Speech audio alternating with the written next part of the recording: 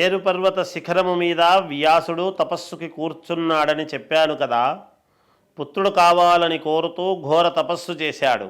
నారదుడు ఉపదేశించినటువంటి ఏకాక్షర వాగ్బీజ మంత్రాన్ని జపిస్తూ మహాదేవుణ్ణి ధ్యానిస్తూ తపస్సు సాగించాడు. తేజస్సులో అగ్ని, భూమి, వాయువు, అంతరిక్షాలతో సాటి వచ్చే పుత్రుడు కావాలని అతడి ఆకాంక్ష. మేరు శిఖరము మీద అద్భుతమైనటువంటి కర్ణికావనములో దేవతలు, మునులు విహరించే చోట, బ్రహ్మవిధులు సంచరించే పవిత్ర ప్రదేశములో మనోహర సుకుమార సంగీత ధ్వనుల మధ్య వ్యాసుడి తపస్సు నిరాటంకంగా మహాగ్రముగా సాగింది. ఆ తేజస్సు విశ్వమంతటా వ్యాపించింది. వ్యాసుడి జటలు రాగి రంగులోకి మారిపోయాయి. ఇంద్రుడికి భయం పట్టుకుంది. ఇది గమనించిన రుద్రుడు మేలమాడాడు. ఇంద్రా, తపస్సుల పట్ల ఈర్ష్య పనికిరాదు. నన్ను శక్తి సంయుతుడిగా ఎరిగినవారు నా అనుగ్రహము కోసము ఇలా తపస్సు చేస్తారు. మీరు ఎవరికీ ఏ అహితాన్ని కోరరు. అమర్షోనైవ కర్తవ్యస్థాపనేషు కదాచన తపశ్చరంతి మునః జ్ఞాత్వా మాం శక్తి సంయుతం. రుద్రుడి మాటలతో దేవేంద్రుడు కుదుటపడ్డాడు. అయితే వ్యాసుడు ఎందుకు తపస్సు చేస్తున్నట్టో అన్నాడు. పుత్రార్థి అయి తపస్సు చేస్తున్నాడు. 100 ఏళ్ల పూర్తి అయ్యింది. అతడికి శుభప్రదమైనటువంటి పుత్రుణ్ణి ఇవ్వబోతున్నాను అంటూనే శివుడు వ్యాసుడి ముందు ప్రత్యక్షమయ్యాడు. వ్యాసమహర్షి, ఉత్తిష్ట ఉత్తిష్ట, నీకు పుత్రుడు కలుగుతాడు. అతడు తేజస్వి, జ్ఞాని, కీర్తికరుడు, అఖిల జనప్రియుడు అవుతాడు. సాత్విక గుణ సంపన్నుడై అందరి మన్ననలు పొందుతాడు. మహాదేవుడికిచ్చిన వరానికి వ్యాసుడు సంతృప్తి చెందాడు. తపస్సు ముగించి ఆశ్రమము చేరుకున్నాడు. ఒకవైపు శ్రమ, మరొక వైపు ఆశ్రమములో యాగాగ్నిని సిద్ధము చేసుకోవాలనే కంగారు. మధించి అగ్నిని రగుల్కొల్పాలి. అందుకని ఎక్కడో దాచిపెట్టిన ఆరణిని బయటికి తీశాడు. కాష్టముతో మధిస్తున్నాడు. చిత్తములో పుత్రవాంఛ మెదులుతోంది. మంథాన ఆరణి సంయోగముతో మంథనముతో అగ్ని పుడుతోంది. మరి అలా నాకు పుత్రుడు ఎలా జన్మిస్తాడు? పుత్రారణి అనిపించుకునే స్త్రీ నాకు లేదు కదా. పోనీ అంటే రూప యవ్వన సంపన్నను తరుణిని తెచ్చిపెట్టమని పాదాలకు సంకెళ్ళు వేసుకోనా? వంశాన్ని నిలబెడుతుంది, సౌఖ్యాన్ని అందిస్తుంది, సేవలు చేస్తుంది. ఇవన్నీ నిజమే. కానీ స్వేచ్ఛ స్వాతంత్ర్యాలకు మాత్రము తరుణీమణి ప్రతిబంధకమే. పతివ్రతాపి దక్షాపి రూపవత్యసి కామిని సదా బంధన రూపాచ స్వేచ్ఛ సుఖ విఘాతిని. శివుడంతటి వాడికే తప్పలేదు నిరంతరము కామినీ పాశబద్ధుడు. నేననగా ఎంత అయినా ఇప్పుడు గృహస్థాశ్రమం అంటే ఎలా వర్తిస్తుంది నాకు, ఎలా వస్తుంది నాకు? ఆరణి యందు కూర్చొని మంథానంతో మదిస్తూ వ్యాసుడు ఇలా దిగులు పడుతూ ఉన్నాడు. సరిగ్గా అదే సమయానికి గృధాచి అనే అప్సరస ఎవరో పంపించినట్టు ఆశ్రమం వైపు వచ్చింది. కదలిక మర్చిపోయిన మెరుపు తీగల ఆకాశములో దగ్గరగా నిలిచింది. విలాసముగా క్రీగంటి చూపులతో గిలిగింతలు పెట్టింది. వ్యాసుడి మనస్సులో కదలికలు మొదలయ్యాయి. పెద్ద సంకటం వచ్చి పడిందే, ఏమి చెయ్యను?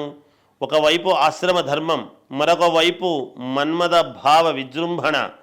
నన్ను పల్టీ కొట్టించడానికే ఇది ఇటు వచ్చింది. అంగీకరించనా? పూర్తిగా 100 ఏళ్ళు కఠిన నియమాలతో ఘోర తపస్సు చేసి చివరకు ఇలా లొంగిపోయాడని మహాతాపనులు పరిహసించరు.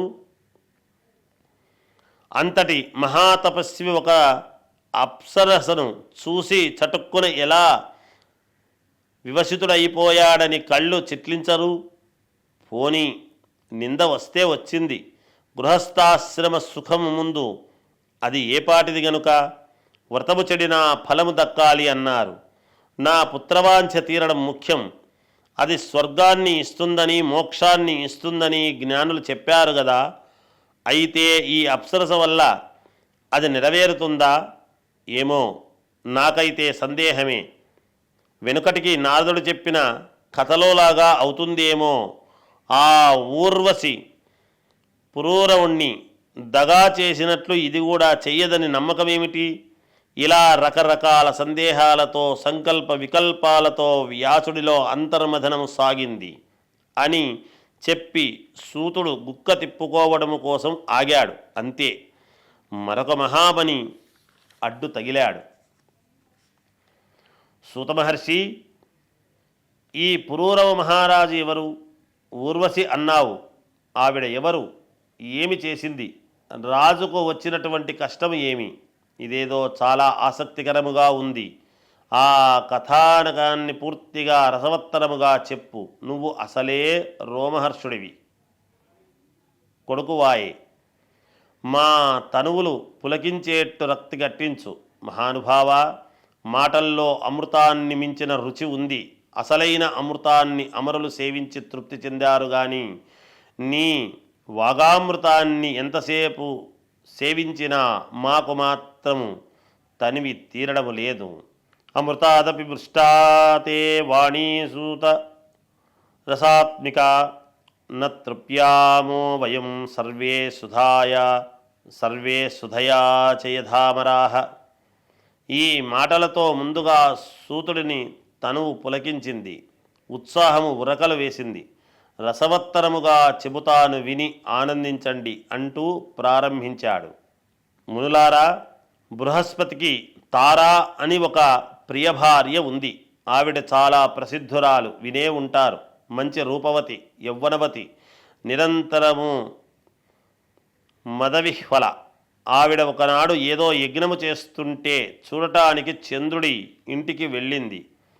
అక్కడ చూశాడు ఈ చంద్రముఖిని. ఆ చంద్రుడు చూస్తూనే కామాతురుడయ్యాడు.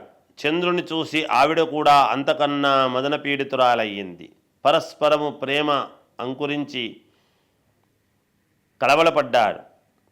తార తన ఇల్లు మరిచిపోయింది, అక్కడే ఉండిపోయింది. ఇద్దరూ మన్మథ క్రీడల్లో మునిగి తేలుతున్నారు. రోజులు క్షణాల్లో గడిచిపోతున్నాయి. బృహస్పతి దుఃఖానికి అంతులేదు. తారను ఇంటికి తెచ్చుకోవడం ఎలాగో తెలియక చాలా కాలం మదనపడ్డాడు. ఒక రోజున తన శిష్యులలో ఒకడిని చంద్రుడి ఇంటికి పంపారు తారను తీసుకురమ్మని. కానీ ఆవిడ రాను పొమ్మంది. మళ్ళీ మరొక శిష్యుణ్ణి పంపాడు. ఇలా వెళ్ళిన వాళ్ళల్లా తిరిగి వచ్చారు. ఇక వెళ్ళం అన్నారు. బృహస్పతి క్రుద్ధుడయ్యాడు. అయితే నేనే వెడతానంటూ స్వయముగా వెళ్ళాడు. మదమత్తుడైనటువంటి చంద్రుడు అదోలా నవ్వాడు. బృహస్పతికి మరీ ఒళ్ళు మండింది. శశి, ఏమిటి నువ్వు చేసిన పని? ధర్మమేనా? నా భార్యను ఎందుకు అట్టే పెట్టుకున్నావు? నేను దేవతలకు గురువును, నువ్వో యజమానుడవు. మూఢుడా, గురుభార్యను ఇలా ఉంచుకోవచ్చునా? అనుభవించవచ్చునా? బ్రాహ్మణుణ్ణి చంపడము, బంగారాన్ని అపహరించడము, సురాపానము చెయ్యడము, గురువు భార్యను అనుభవించడము, ఇవన్నీ మహాపాతకాలు. ఇటువంటివి చేసిన వాళ్లతో స్నేహం చేసేవాడు 5వ మహాపాతకి. తెలుసు కదా. బ్రహ్మహే హేమహారీచ సురాపో గురుత్పగ మహాపాతకినో హ్యేతే తత్సంసర్గీ చ పంచమః. నువ్వు మహాపాతకివి, దురాచారుడివి. దేవలోకములో ఉండే అర్హత లేదు నీకు. తారను విడిచిపెట్టి ఇంటికి తీసుకుపోతాను, లేదంటే దుష్టుడా, గురుభార్య పహర్తమని లోకమంతా ప్రచారము చేస్తాను. భార్య విరహదుఃఖితుడై బృహస్పతి ఇలా మండిపడుతోంటే రోహిణీపతి చిద్విలాసముగా బదులు పలికాడు. గురుత్తమ, బ్రాహ్మణులకు క్రోధం పనికిరాదు. అక్రోధనులుగా ఉంటేనే వారు పూజార్హులు, అన్యథా వర్ణనీయులు. సుమా, క్రోధం విడిచిపెట్టండి. నేను చెప్పేది ప్రశాంతముగా ఆలకించండి. తార తప్పకుండా మీ ఇంటికి వస్తుంది. ప్రస్తుతము ఇక్కడే ఉంది. తానై కోరి ఉంది. గమనించండి. సుఖపడుతోంది. కొంతకాలము ఉండనివ్వండి. మీకేమిటి లోటు? తరువాత తానే వస్తుంది మీ ఇంటికి. వెనుకటికి ధర్మశాస్త్ర విషయం ఒకటి మీరే చెప్పారు కదా. న స్త్రీ దుష్యతి చారేణ న విప్రో వేదకర్మణ. విప్రుడు చేసినటువంటి పాపం వేదహిత ప్రాయశ్చిత్తముతో పోతుందని, స్త్రీకి పరపురుష సంగమ దోషము ఋతుస్రావముతో చారేణ రుజస్రవేణ అంతరిస్తుందని ఊహించని జవాబుకి బృహస్పతి తల తిరిగింది. గిరుక్కున వెనుదిరిగాడు. దుఃఖిస్తూ ఇల్లు చేరాడు. కొన్ని రోజులు గడిచాయి. ఊరుకోవడానికి మనస్సు ఒప్పుకోలేదు. మళ్ళీ వెళ్ళాడు. ఈసారి ద్వారపాలకులు అడ్డుకున్నారు. లోపలికి వెళ్ళనివ్వలేదు. బృహస్పతి అక్కడే అలాగే చాలాసేపు నిలబడ్డాడు. చంద్రుడు బయటకు రాలేదు. దుష్టుడి గుమ్మము తొక్కకూడదని వాకిటనే నిలిచాడు బృహస్పతి అని కొన్ని ప్రతులలో పాఠముగా ఉన్నది. బృహస్పతి కోపం వశం తప్పింది. వీడు నాకు శిష్యుడు. నా భార్య వీడికి తల్లితో సమానం. ఇంత అధర్మానికి ఒడిగట్టిన వీణ్ణి శిక్షించి తీరాలి అనుకున్నాడు. వాకిట్లోనే నిలబడి అరువులు లంఘించుకున్నాడు. బుద్ధిహీనుడా, పాపాత్ముడా, సురాధమా, ఏమీ ఎరగనట్టు కుంపలో పడుకుని హాయిగా నిద్రపోతున్నావా? రా బయటికి రా. మర్యాదగా నా భార్యను నాకు వెంటనే అప్పగించు. లేదో నిన్ను శపిస్తాను, భస్మము చేస్తాను. దేహిమే కామినీం శీఘ్రం నోచేచ్ఛాపం దదామ్యహం కరోమి భస్మాసాం నానం న దదాసి ప్రియాం మమ